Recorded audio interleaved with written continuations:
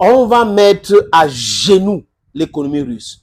Nous allons lancer une guerre économique massive contre la Russie. Ce n'est pas moi qui le dis, les amis. Dixit Bruno Le Maire, super ministre de l'économie et des finances, grand stratège de sanctions contre la Russie, qui aujourd'hui avoue que la guerre en Ukraine est en train de les mettre en difficulté. Donc, quand on dit que les Français et les Européens suivent les Américains de façon moutonnière, ça tombe bien. Vladimir Poutine lui-même avait dit, les amis, qu'il a les doutes sur les diplômes que certains dirigeants en Europe ont. Parce que quand il les voit, il se dit, mais attends, est-ce que c'est des gens raisonnables? Est-ce que ces gens sont normalement constitués? L'intérêt européen est balayé pour l'intérêt américain. Donc, les Américains peuvent faire les affaires avec la Russie. Les Américains peuvent continuer à acheter les choses en Russie, mais les Européens, non. Et on pousse les Européens à faire les embargos contre eux-mêmes. Parce que le gaz bon marché, ce n'était pas pour les Russes, c'était pour les Européens. Ça les aidait beaucoup. C'est de ça qu'il est question aujourd'hui, les amis. Et il y a cette hausse de prix d'électricité en France. On dit dès le mois prochain, ça va augmenter de 8,8% à 9,8%, donc à peu près 10% de hausse de prix de l'énergie. Et si on parle un peu même de l'énergie nucléaire qui ne peut pas suffire pour alimenter toute la France et une partie de l'Europe, et on vous explique maintenant comment est-ce que la France est en difficulté à ce qui concerne la matière première de cette énergie, de ce secteur-là, nucléaire, qui est uranium. Vous allez comprendre pourquoi la France est en train de pleurer le Niger aujourd'hui. Ce n'était pas l'uranium bon marché, c'était l'uranium volé. La France était en train de voler, piller, détruire le Niger. Et avec cela, la France s'est taguée à dire nous sommes les premières puissances en Europe avec la vente de l'énergie nucléaire. Et cette vol s'est arrêtée depuis que Ibrahim Tchani a pris les choses en main. Même l'eau que la France contrôlait, Sylvain Littet avait dit, vous êtes en train de demander à la France de partir. Même l'eau que vous buvez, c'est la France. Il ne savait pas qu'on ne provoque pas un peuple comme ça. C'est-à-dire qu'on ne cherche pas à ridiculiser un peuple qui a raison. Donc, le peuple nigérien, avec ses leaders actuels, ont décidé de ne plus renouveler le contrat de Viola qui fait partie des filiales SIM. Et fini donc. Je répète, c'est fini. Finito. Finito de finito. Donc, monsieur le maire, Bruno Le Maire, qui voulait mettre à genoux l'économie russe, qui parlait d'une guerre atroce contre la Russie et qui avait essayé de s'expliquer quand Medvedev avait dit attention, pour celui qui parle de la guerre, attention. Et il y a une vraie guerre qui est menée contre la France aujourd'hui et l'élite française pleure. Les gars, ils sont en train de pleurer. Hein. C'est-à-dire que l'exemple, c'est l'Alliance des États du Sahel. C'est-à-dire que les États décident de sortir de la CEDEAO, la France pleure. Parce que la France, c'est fini, il n'y aura plus d'influence. Et cette machin qu'on appelle la CEDEAO, la Mauritanie faisait partie de la CEDEAO. La Mauritanie est sortie de la CEDEAO. La Mauritanie n'est pas morte. Donc, les pays du Sahel peuvent utiliser le port mauritanien pour acheminer les marchandises chez eux. Ils peuvent, le Maroc d'ailleurs est en train de discuter avec eux hein, pour construire des infrastructures en passant certainement par la Mauritanie. Ils peuvent utiliser le port de Tripoli. Vous voyez un peu, donc, c'est ça qui les énerve, c'est ça qui met en difficulté aujourd'hui la France. La France a été exposée. Et quand Bruno Le Maire parlait de la Russie, guerre économique contre la Russie,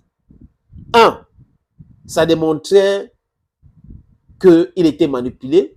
S'il n'était pas manipulé, ça veut dire qu'il est un inculte.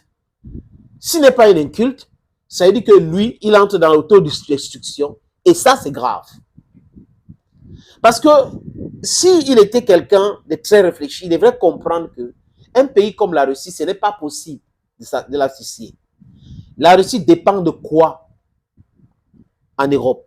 En 2014, il y a eu des sanctions sur les aliments.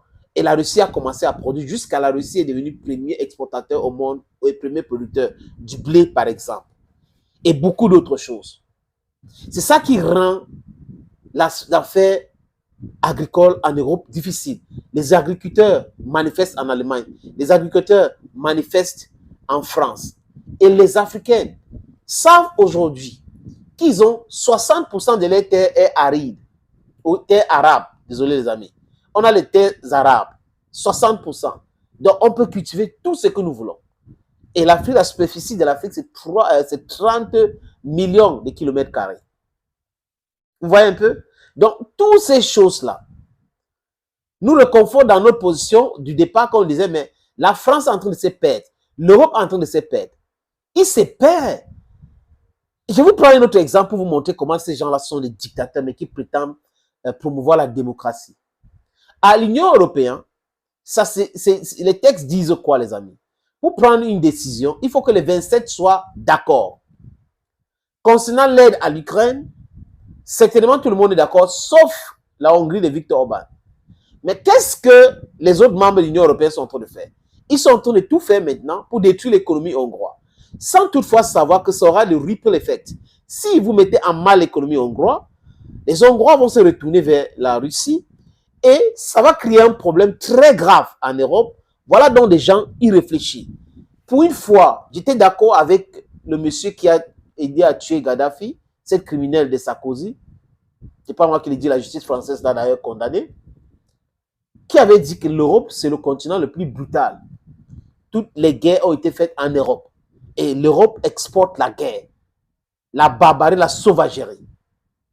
Vous voyez un peu? Il a été formé par les instituts de Bretton Woods, Bruno Le Maire. Et il est dans ce truc que c'est l'Europe qui contrôle le monde économiquement parlant.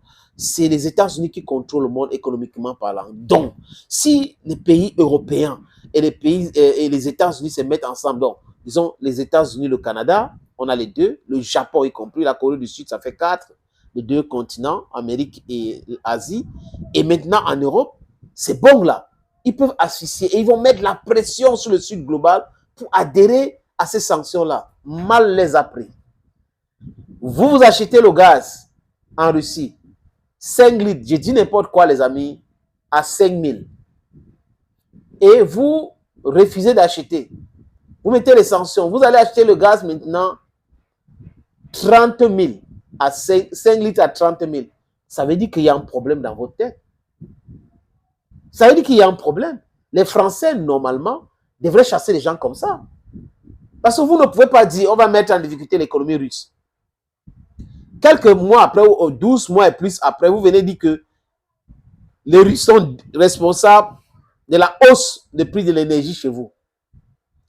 Que si la Russie n'avait pas attaqué l'Ukraine, on ne devait pas mettre les embargos. Et les embargos qu'on a mis maintenant, c'est en train de nous toucher aussi. Donc, nos maires et Macron ne savaient pas que cet embargo va les toucher. Aïe, barapatakatapatapa. Massa. Comment les gens peuvent être comme ça? Tu prends le pistolet, tu tires une balle sur ton pied. Il tire une balle sur sa jambe. En faisant ces déclarations, les amis, il réconforte des gens au monde qui disaient dès le départ qu'il était un faible économiste, faible stratège. Que Emmanuel Macron, c'est un banquier, mais ce n'est pas un leader, ce n'est pas un manager. Ah oui, c'est un fait aujourd'hui. Les Français vont devoir payer plus l'électricité. Et chers amis français, ceux qui sont à l'origine sont en train de reconnaître aujourd'hui. Donc, you have to ask them questions. You have to ask them questions. La Russie, ce n'est pas la Libye. La Russie, ce n'est pas un petit pays. Même en Afrique aujourd'hui, ce n'est plus possible d'essayer d'encercler les pays comme ça. Parce que le peuple commence à dire non. Et c'est ce peuple qui est souverain. La France, l'Union européenne, c'est fini ces esbroufs-là. C'est fini ces grosses escroqueries. C'est fini ces manipulations. Nous sommes debout, vaillants aujourd'hui. Quoique, ça ne peut plus être comme les 700 ans de galères, de l'esclavage, des manipulations, du néocolonialisme, du colonialisme, et de l'impérialisme aujourd'hui. Non, tout ça là, c'était contre le peuple africain. Ils ont pensé qu'ils pouvaient faire aussi ça contre les Russes. Sorry for you. Sorry seems to be the last word. Bye bye.